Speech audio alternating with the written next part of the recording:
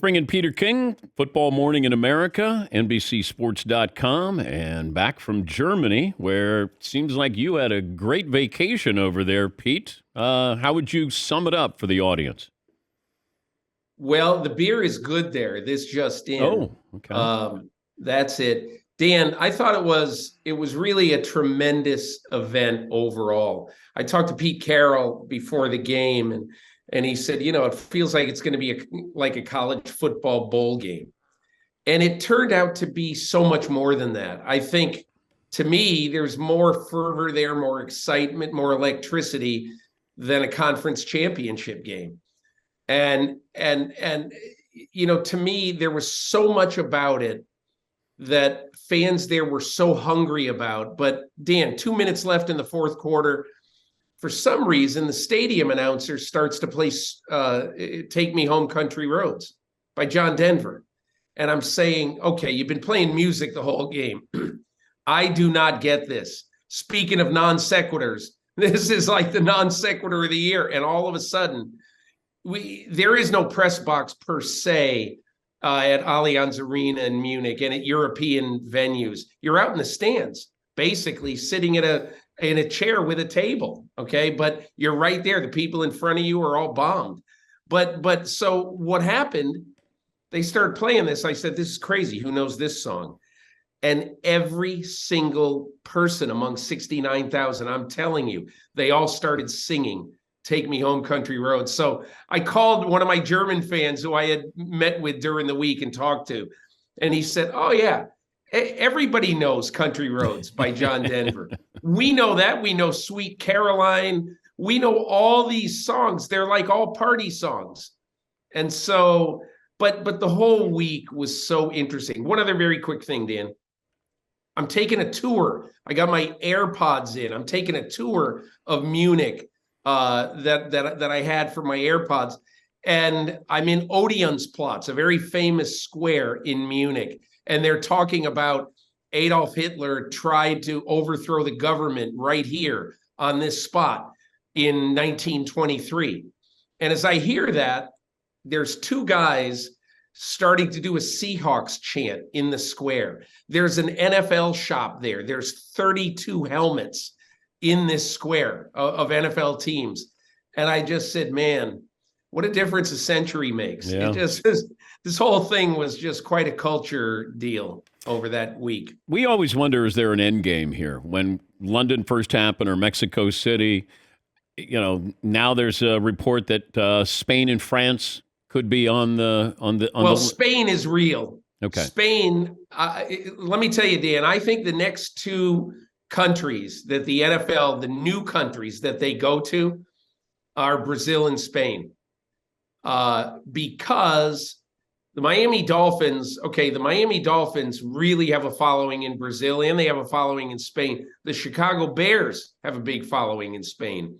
So I think those two are next. But I will say, I wrote this in my column this week, I think both Kansas City and New England will be playing home games next year in Germany, most likely in Frankfurt because of scheduling with the Bundesliga. But Dan, I just, any question that the NFL has about placing games in a new country, like Germany, those were erased about 10 minutes into this game. These people were crazy about it. And not only crazy about it, but there were so many people who were just euphoric. They sent us Tom Brady. And so I think all of that means next year when they send Patrick Mahomes and Bill Belichick there, it's going to be a very big deal again to the citizens and football fans of Germany. All right. What's the NFL's game plan other than do one or two games in these different cities? Is there a bigger picture here we should be aware of? Dan, Roger Goodell has sort of put the chum in the water that, hey, it's possible to have a division over there, like in Europe with 4 teams. How? I mean, maybe 30 years from now. But first of all, there's not a single owner that wants a 36-team NFL. Not one. Okay. And I can't think of a single team right now that would even be seriously thinking of relocation. I mean, everybody always brings up Jacksonville I don't see Shad Khan moving this team. But let's just say that he did one day, 8 years, 7 years, 6 years down the road. Let's say he did. Who's going to join him? Do you know any owner in the NFL that wants to move his team? So unless you expand, where are you going to find the teams? The end game for now, Dan, to me, is instead of playing 4 or 5 games outside the United States, I think it makes a lot of sense now, next year at the NFL meetings, to push for 8 to 10 games a year out of the NFL's 272 regular season games to be in different countries. Is there a time frame for Daniel Snyder to sell? Or do you get a sense there's a time frame? No, I don't at all. I think he really wants to see what's out there, Dan. That's what I've heard. And I agree. I forget who wrote this the other day, but that he's not positive what he's going to do. There's a lot of people who automatically assume that he's selling the whole team, especially if he gets $8 billion or some insane sum. And maybe he will, but I don't think he's made that decision. Yeah, it feels, we're talking to Peter King from Football Morning in America. Yeah, it just feels, I don't know if what's happening with Washington, D.C. is speeding up things for him, that it's almost like I better get out before the walls start closing in. Do you sense that that is I've the thought fire that starter? too. I think, Dan, I think we all think that. Not only with all the legal stuff that is playing out right now, but I also think, wouldn't you think that the political leaders of Virginia, of Maryland, of the District of Columbia would love to have a new NFL stadium built, in their region? No question about it. They would love to. But right now, they don't want to go into business with Daniel Snyder. They want to go into business with somebody else. Did you get a chance to talk to Tom Brady in Germany? I did. Yeah, I actually saw him on Friday for a few minutes at the Bucs practice and talked to him, and then talked to him after the game for NBC, just about the game. And, I really sense, especially because all you ever see with Tom is the, straight on, hey, look, we all deal with adversity in life, which is what he says. But Danny's pretty solid in saying that and in talking like that. So I think that's really what he's trying to focus on, just football, and in trying to be sort of the best dad he can in a very tough time for his family. But look, I think the last 62 minutes of football have really energized Brady. Like, he walked off after the game and saw me, and he was first of all, he's ridiculously excited about what just happened. I mean, that game was incredible. He said it's one of the best experiences he's ever had in football. Told me that he felt like he was in a Red Sox game when they're all singing Sweet Caroline in the stands. And I just think this game, one of the reasons he came back is that he just loves everything about this game. And you have a day like you had on Sunday with 69,000 people just screaming on every play. There's a reason why he doesn't want to get out. A sense that he's coming back next year? I don't know, Dan. I don't think he knows either. I think he's got to see where his life is at that time. And clearly Tampa Bay would want him back. But will he want to go back there? I assume he would, but I think it's too early to know. And I don't even think he knows yet. Your MVP candidates, how many quarterbacks, how many non-quarterbacks do you have right now? It's crazy. I wrote in my column that if I were picking one Monday morning, I'd pick Jalen Hurts with Patrick Mahomes second. I might flip him right now. But I also think that you have to include the Giants are 7-2. Saquon Barkley at least has to be in the outer borough, the outer ring of discussion for it. And after watching that Vikings game Sunday, I know Tyreek Hill's had a great year. I totally respect him. But man, Justin Jefferson is a big difference maker. If I'm going to put a Miami player, in the discussion, for MVP, I think I'd put Tua. Yeah. Because Tua not only has played great, but when he hasn't played, they've lost. That's the meaning of value.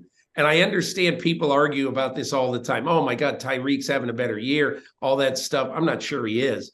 But if in every game that Tua Tagovailoa has started and finished, the Miami Dolphins have won, and all three of their losses have come when he hasn't played or played a very limited role, that says a lot to me about value. So probably my top three right now would be those quarterbacks. And I'll tell you, Josh Allen is going to get back in the race. I just think right now, after 10 weeks, especially after the last 2 weeks, you can't call him the MVP. More likely to play next season, Aaron Rodgers or Tom Brady? I'd say more likely would be Rodgers. I think Rodgers comes back to Green Bay. Now, it depends how this year finishes, obviously, but I may be wrong about this. But I think if I'm Aaron Rodgers, I do not want to go out like this. Plus, there's $50 million that he's got coming his way next season. Yeah, and Dan, there's also part of this, and you never know. And I haven't looked to what it would mean to actually trade him somewhere, as to what it would mean cap-wise for Green Bay. If maybe, look, what I've said, Dan, is I think that Jordan Love, if the Packers are out of it in December, Jordan Love should play. That has to be part of the long-term decision plan of the Green Bay Packers. Can Jordan Love play? And I don't know what they're thinking. I'm sure they're not going to talk about that right now. But I do think right now that I want to see Jordan Love play 2 or 3 football games. I want to see where he is, sort of at the end of year 3. Mark Davis said, here's the vote of confidence for Josh McDaniels at 2-7. Rome wasn't built in a day. What's your take on this situation there with the Raiders? Everything other than him saying that I think he's doing a fantastic job he was right on board with, or right on the spot with. I think it's silly to say that anybody who takes a playoff team and is 2-7 the next year is doing a, quote, fantastic job, end quote. But to me, I think it was the right time for Mark Davis to put out all the fires of, we're going to fire Josh McDaniels after a year. That's a silly thing to do, first of all.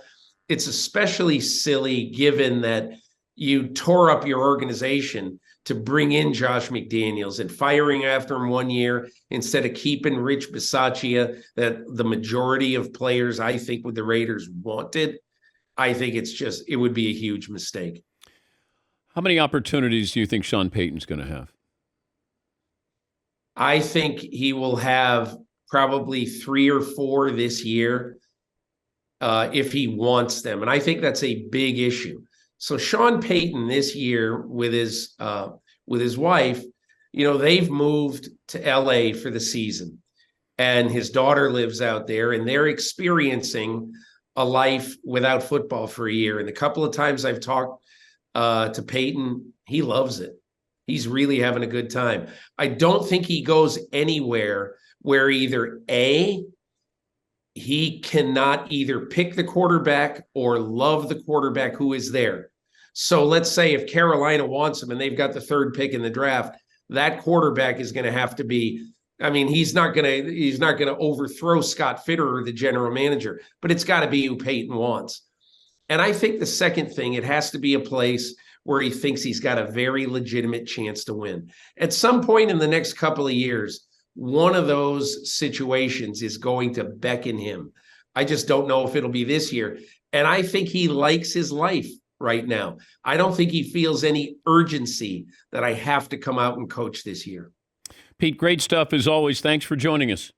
Okay, Dan, thank you. That's Peter King, Football Morning in America columnist, and contributes to Football Night in America.